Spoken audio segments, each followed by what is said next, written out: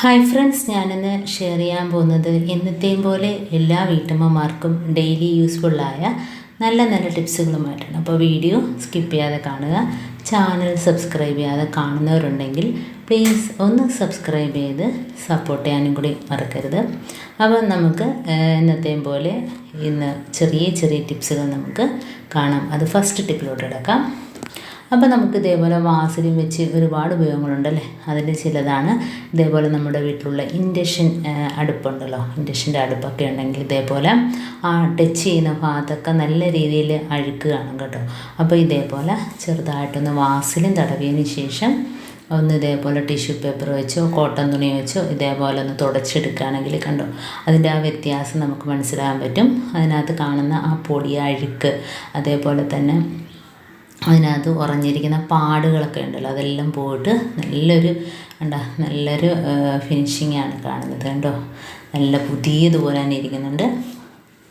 അപ്പോൾ അതിനകത്തുള്ള ആ ചെറിയ പാടുകളെല്ലാം പോയിട്ടുണ്ട് കണ്ടോ. നമ്മൾ സ്ഥിരം ഉപയോഗിക്കുന്ന സാധനമാണെങ്കിൽ നമ്മൾ അതിനകത്തൊക്കെ പാടൊക്കെ കാണുമല്ലേ. അപ്പോൾ അടുത്ത ടിപ്പിലോട്ട് കിടക്കാം. അപ്പോൾ നമ്മൾ മിക്സി കഴുകി ഇതേപോലെ കമഴ്ത്തി കിടക്കുമ്പം കണ്ടോ, അതിനകം ഉണങ്ങാറില്ല. പ്രത്യേകിച്ച് മഴ സമയത്തൊക്കെ നമ്മൾ അരച്ചിട്ടൊക്കെ ഇതേപോലെ വെക്കുകയാണെങ്കിൽ മിക്സിയുടെ ജാറൊന്നും ഉണങ്ങാറില്ല അല്ലേ.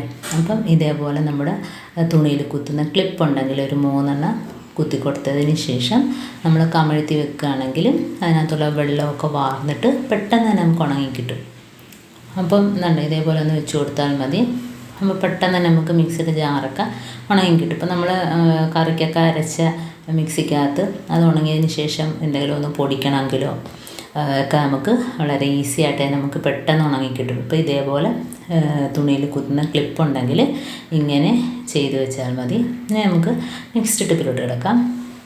അപ്പോൾ നമ്മൾ ഇതേപോലെ പൊടിയേരി പയറൊക്കെ ഉണ്ടെങ്കിൽ നമ്മുടെ കയ്യിൽ വയന ഇല ഉണ്ടെങ്കിൽ ഒന്ന് ഇട്ട് കൊടുക്കുക. ഒരു 2-3 ഇല ഇട്ട് കൊടുക്കുകയാണെങ്കിൽ നമുക്കതിനകത്ത് കയറുന്ന വണ്ട് പ്രാണികളൊക്കെ ഒഴിവാക്കിയിട്ട് എപ്പോഴും സാധനങ്ങൾ ഫ്രഷായിട്ട് തന്നെ ഇരിക്കും. അപ്പോൾ ഇതേപോലെ തന്നെ പയറ് വർഗ്ഗങ്ങളാണെങ്കിൽ ഏതാണെങ്കിലും നമുക്ക് ഇതേപോലെ 2-3 വയന ഇല ഇട്ട് കൊടുത്താൽ മതി. അപ്പോൾ അതിൻ്റെ ആ ഒരു സ്മെല്ലടിച്ചിട്ട് അതിനകത്ത് പ്രാണികളോ ഒന്നും തന്നെ ഉണ്ടാവില്ല. അടുത്ത ടിപ്പിലോട്ട് കിടക്കാം. അപ്പോൾ നമ്മൾ ഇതേപോലെ ഉപ്പുപൊടി ഒരു പാത്രത്തിനകത്തോട്ടാക്കിയതിന് ശേഷം നമ്മൾ മൂർച്ച പോയ കത്രികയൊക്കെ ഉണ്ടെങ്കിൽ അതേപോലെ തുരുമ്പിച്ച കത്രികയാണെങ്കിലും നമുക്ക് നല്ല രീതിയിൽ ഉപ്പിനകത്തൊന്ന് ഇതേപോലെ ഒന്ന് ആക്കി കൊടുക്കുക. അതേപോലെ ഒന്ന് കട്ട് ചെയ്ത് കൊടുത്തതിന് ശേഷം നമ്മൾ തുണിയോ എന്ത് മുറിച്ചാലും നമുക്ക് നല്ല രീതിയിൽ മൂർച്ച കൂടി കിട്ടും കേട്ടോ.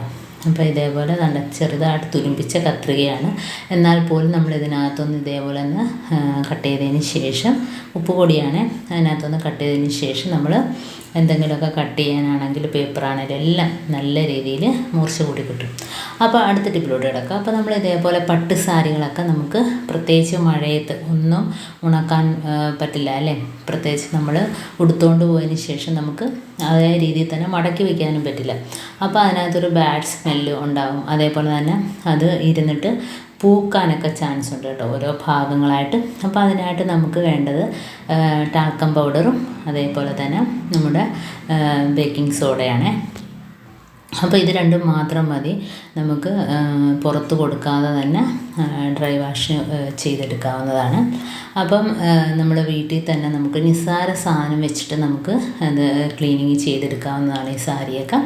അപ്പം അതിനായിട്ട് ഞാൻ കുറച്ച് ടാൽക്കം പൗഡർ എടുത്തിട്ടുണ്ട്. ഇനി അതിൻ്റെ അളവിലും കുറച്ച് മാത്രം മതി ബേക്കിംഗ് പൗഡർ.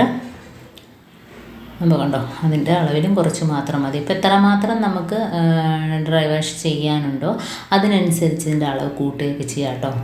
അപ്പോൾ നമ്മൾ രണ്ടും കൂടെ നല്ലോണം ഒന്ന് മിക്സാക്കി കൊടുക്കുക.